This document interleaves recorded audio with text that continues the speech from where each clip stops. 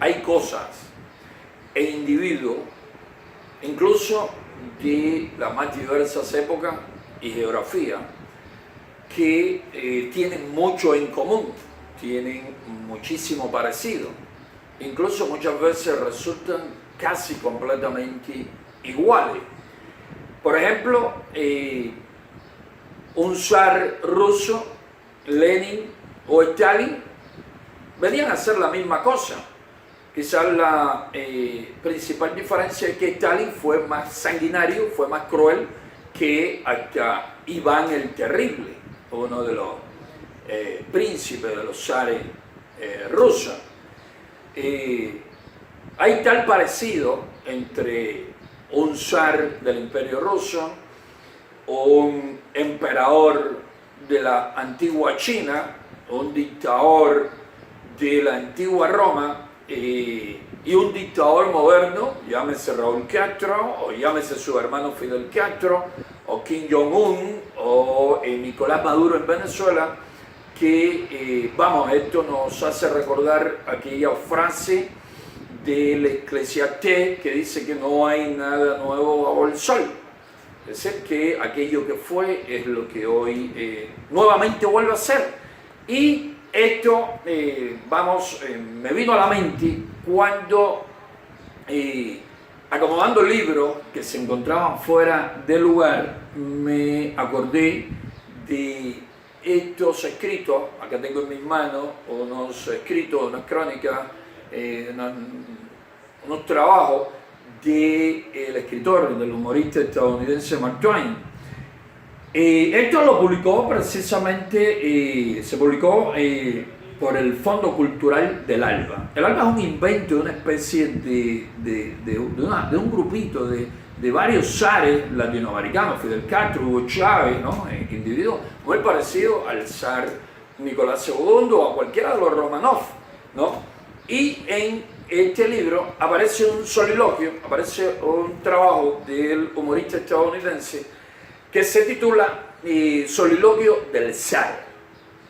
Y lo voy a leer porque se parece tanto,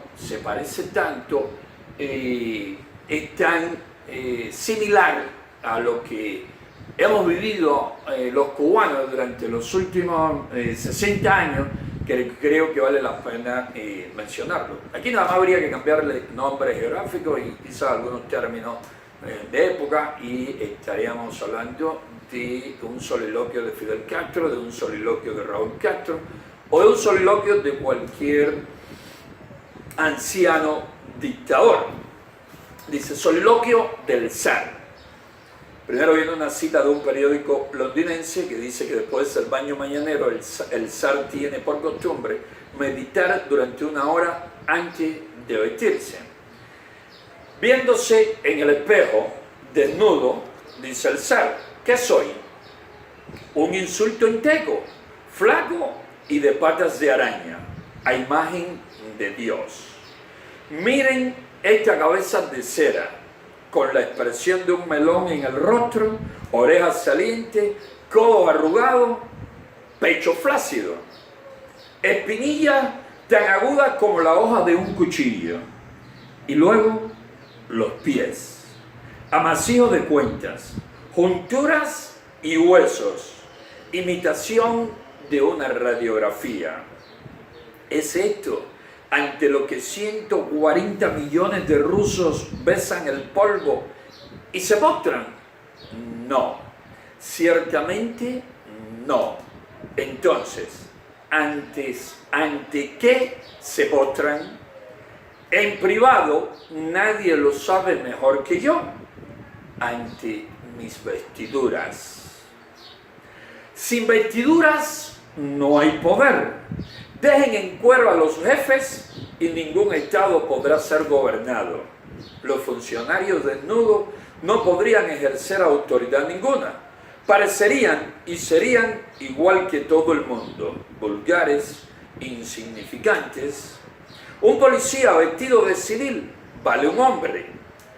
En su uniforme vale 10.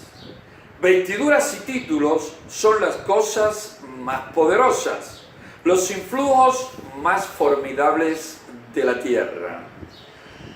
Mueven a la raza humana a respeto benevolente y espontáneo hacia el juez, el general, el almirante, el obispo, el embajador, el varón frívolo, el duque idiota, el sultán, el rey y el emperador. El rey de la gran tribu Fan lleva un trozo de piel de leopardo sobre sus hombros. Es el símbolo sagrado de la realeza. Todo lo demás de él va totalmente al desnudo. Si se quitara el trocito de piel de leopardo que lleva para impresionar y atemorizar a la gente, no podría mantener su puesto. Continúa diciendo el humorista estadounidense en este trabajo, poniéndolo en boca del zar ruso, dice que tras un silencio el zar continúa su soliloquio. Invento curioso, invención incomprensible, esta raza humana. Durante siglos, los hormigueantes millones de rusos han permitido mansamente que nuestra familia los expolie, los insulte, los pisotee, mientras ellos vivían, sufrían y morían sin otro fin ni propósito que el de hacer que esta familia viviera cómodamente. Esto lo pudo haber dicho Fidel Castro, esto lo puede decir Raúl Castro, esto lo puede decir Kim Jong-un en Corea, esto lo quiere decir completamente Nicolás Maduro en Venezuela. Se repite, la historia se repite una y otra vez, y este soliloquio lo mismo sirve para un zar ruso que para un emperador chino, que para el primer secretario del Partido Comunista en China, que para el primer secretario del Partido Comunista en Cuba o en la ex Unión Soviética. Repito, la gran diferencia entre Nicolás II, Lenin y Stalin es que Stalin fue el más sanguinario de los tres. Estas personas son caballos, nada más. Caballo con ropas y religión. Un caballo con la fuerza de 100 hombres dejará que un solo hombre lo apalee, lo arrastre y lo deje morir de hambre. Los millones de rusos permiten que un puñado de soldados lo mantengan en la esclavitud. Y esos mismos soldados son sus propios hijos y hermanos. Los agentes de la policía política, los agentes de la policía nacional. ¿Quiénes son? Los hijos, los hermanos, los parientes, sufridos también, del pueblo que pasa hambre, que pasa muchísima miseria y que es explotado por la tiranía a la que estos policías sirven mansa y obedientemente, por la que están dispuestos o por la que se sienten obligados a cometer todo tipo de abuso, todo tipo de crimen. La historia se repite, en la historia del tiempo de los zares en Rusia, en la historia de los zares comunistas de la Unión Soviética y en la historia de los zares comunistas de la Cuba de los últimos 60 años.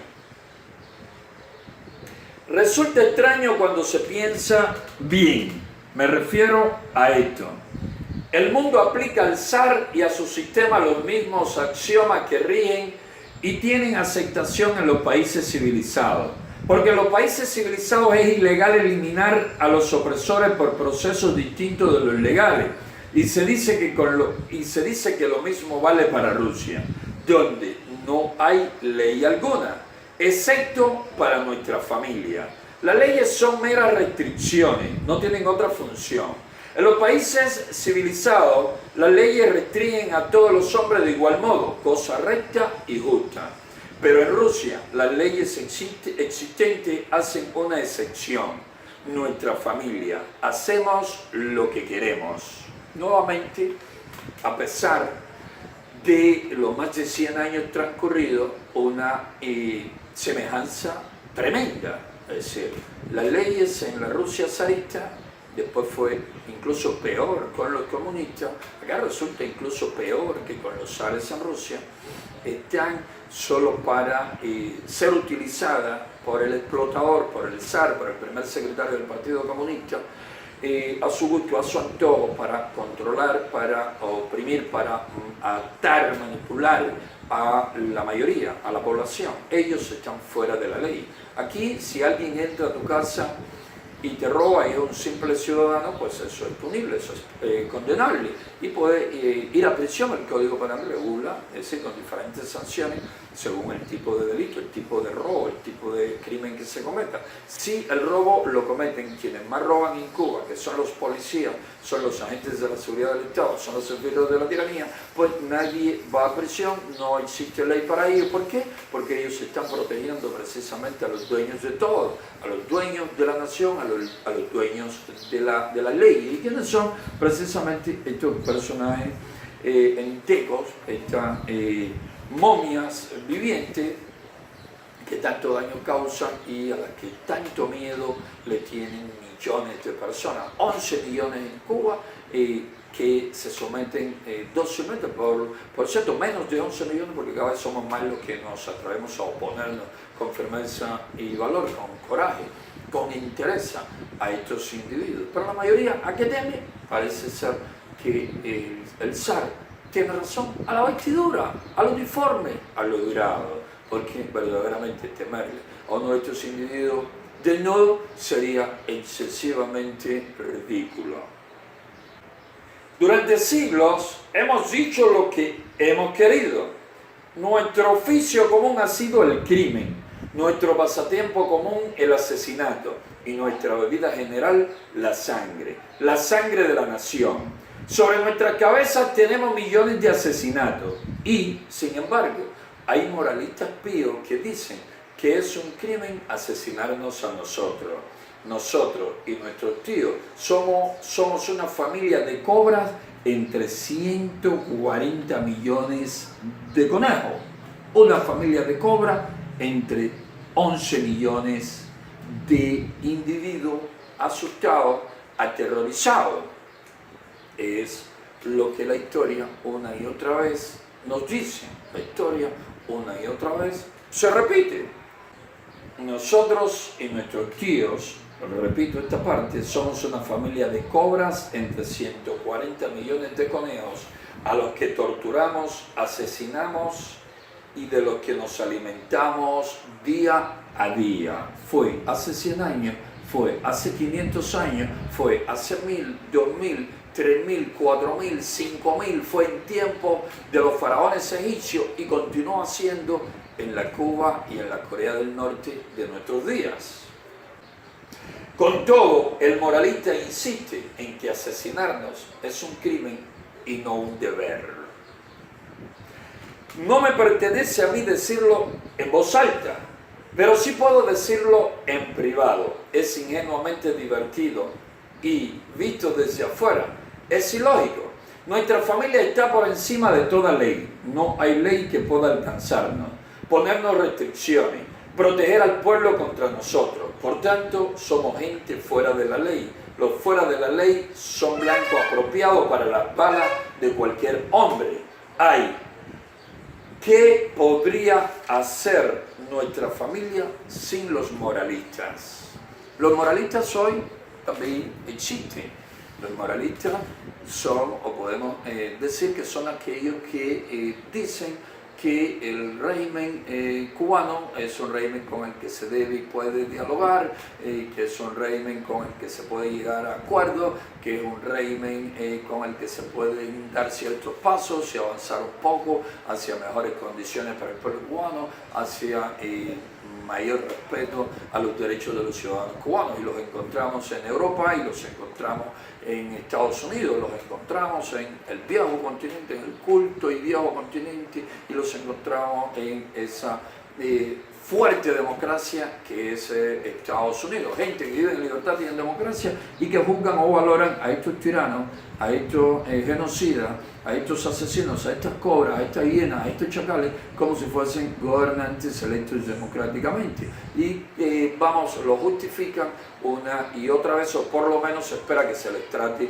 con benevolencia.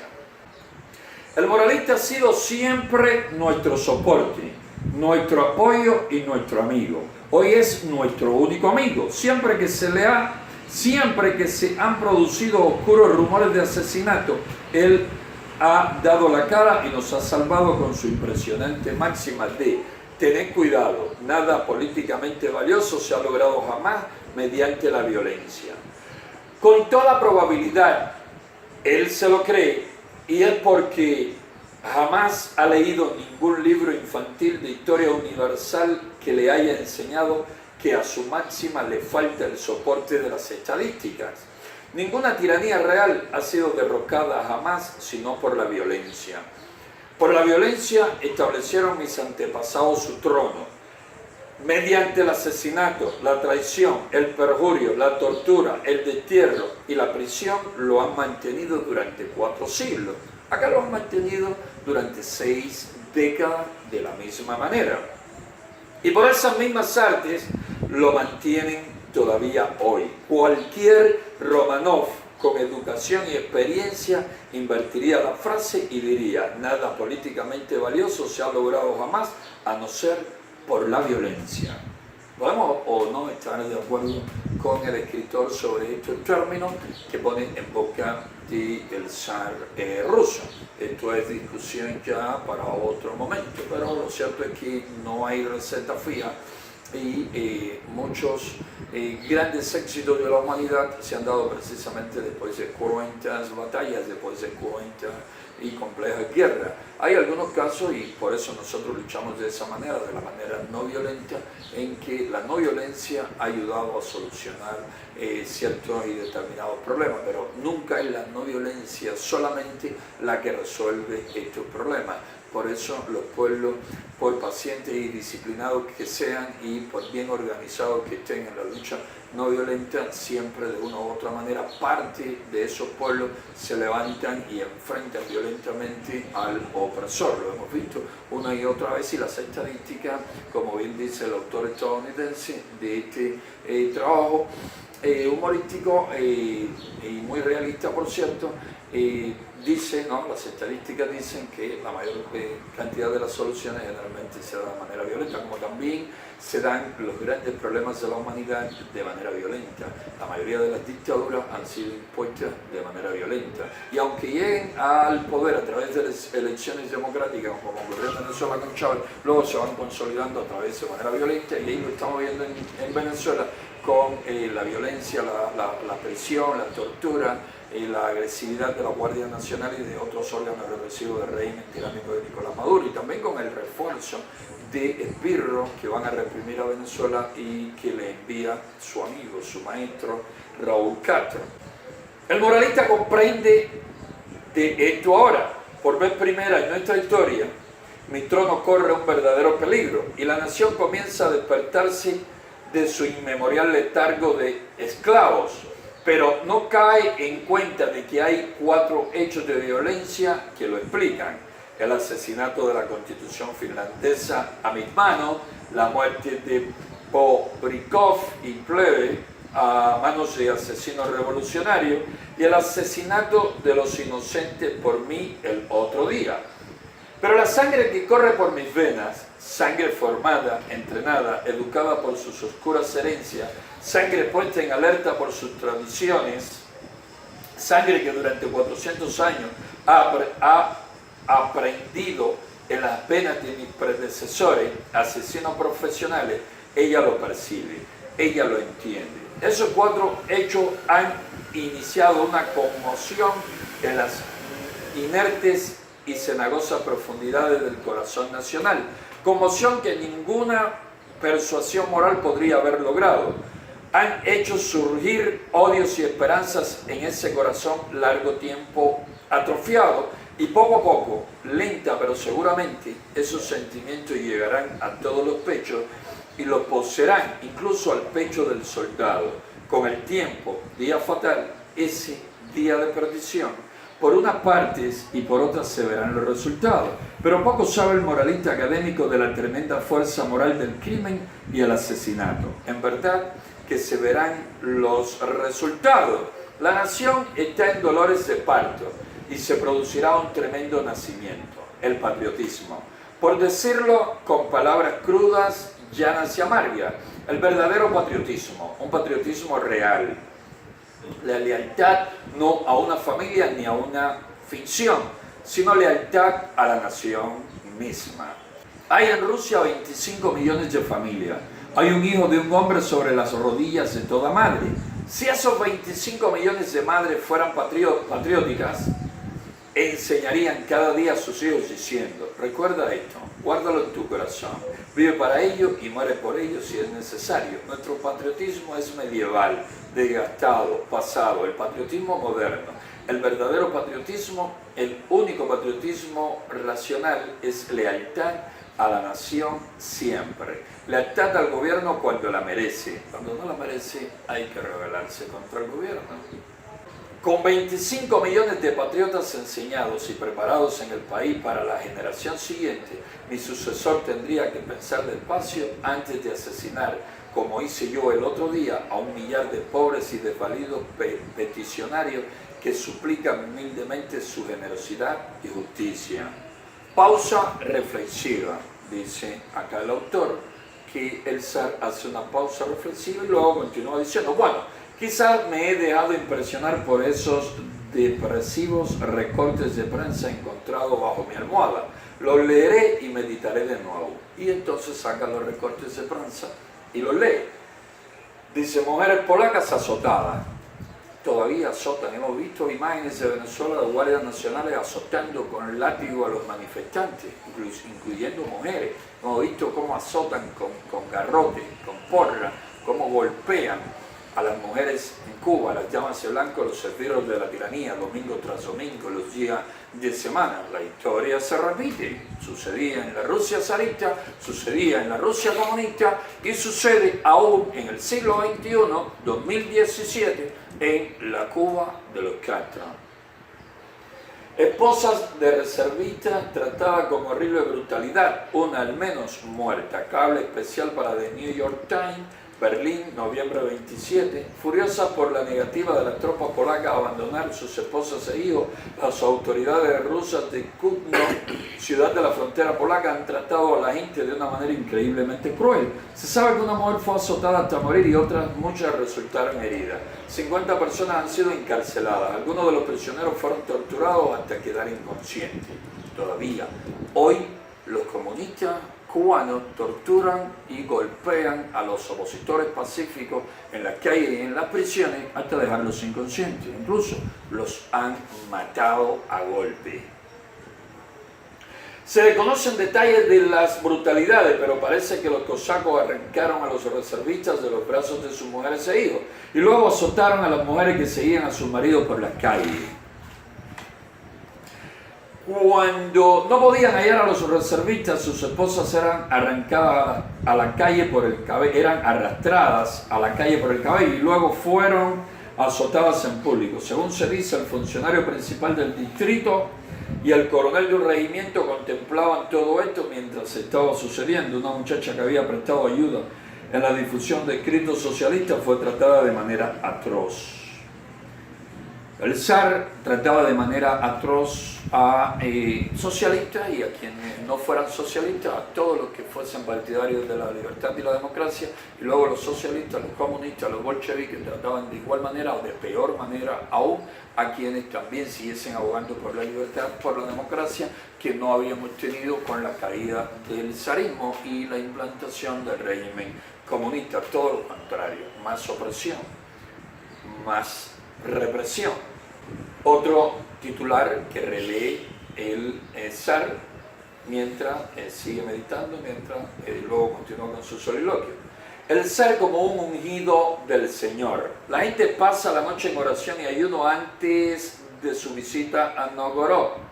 London Times, New Times, cablegrama especial de New York Times, Londres, 27 de julio, los corresponsales rusos del London Times envían el extracto siguiente del Peterburger Zeitung, que describe los recientes hechos del zar en Novgorod y suministran un ejemplo típico de la servil adulación que los súbditos del zar creen necesario adoptar. Servil adulación. Esto no acaba. aquí se sigue con la servil adulación al muerto Fidel Castro, al vivo Raúl Castro, a la tiranía, al Partido Comunista, y eso intenta hacer también generalizar en Venezuela Nicolás Maduro, y aún peor sucede en Corea del Norte. En la Corea del Norte, que anda haciendo ensayos nucleares, peligrosos ensayos nucleares, y que es una amenaza cada vez mayor para la región, para Corea del Sur, para Japón, hasta para China, para Rusia también, que tiene sus fronteras orientales, parte de sus fronteras orientales con Corea del Norte. Es una amenaza para el mundo. Casualmente son muy amigos del régimen cubano. Raúl Castro y la tiranía norcoreana son muy amigos.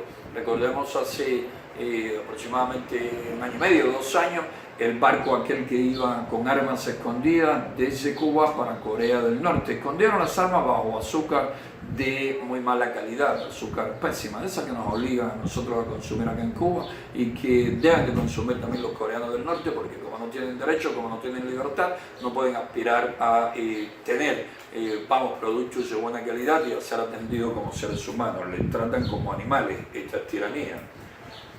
Dice este reporte que la bendición de las tropas que se arrodillaron devotamente ante su majestad fue un espectáculo profundamente conmovedor. Su majestad mantuvo en alto el sagrado ícono y pronunció en voz alta una bendición en su propio nombre y en el de la emperatriz. Miles de personas lloraron de emoción y éxtasis espiritual. Las alumnas de los colegios esparcían rosas al paso del monarca. Esto no cambia, ven que siempre es igual. Ocurre ahora, muchos se asombran ahora de la sumisión, de la adulonería, del servilismo con que muchos tratan a Raúl Castro o trataban a Fidel Castro, y aún siguen refiriéndose o tratando al difunto déspota. Eso ocurría en tiempos de los zares, señores, eso ocurría en tiempos de los faraones egipcios, ocurría en tiempos de los reyes persas. Nada nuevo bajo el sol, dijo el predicador, dice el libro bíblico Eclesiastés. Miles de personas lloraron de emoción, ya lo leí. La gente se apretaba contra la carroza para llevarse algún recuerdo indeleble de las facciones santas del ungido de Dios. Muchos ancianos habían pasado la noche en oración y ayuno para hacerse dignos de contemplar su rostro con almas puras y limpias. Persiste el mayor entusiasmo ante la felicidad así proporcionada al pueblo. Y continúa el zar conmovido con esta lectura de este recorte de periódico. Y fue a mí a quien se le dedicó todo ese rastrero y atemorizado culto. Yo, que ahora me veo en el espejo, todo ese culto a esta zanahoria.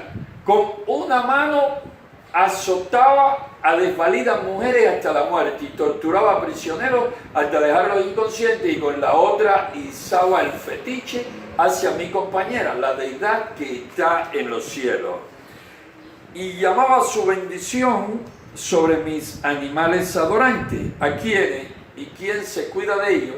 Con su santa aprobación, yo y mi gente lo hemos estado entrenando en las penas del infierno durante 4 largos siglos. Es toda una imagen. Pensar que esto que veo en el espejo, esta especie de verdura, es deidad aceptada por una nación poderosa y por un ejército innumerable sin que nadie se ría, y es al mismo tiempo un demonio diligente y un profesional práctico, y nadie se asombra y nadie murmura sobre esas incongruencias e inconsistencias. Es que la raza humana es un chiste, es que no tiene respeto ninguno hacia sí misma.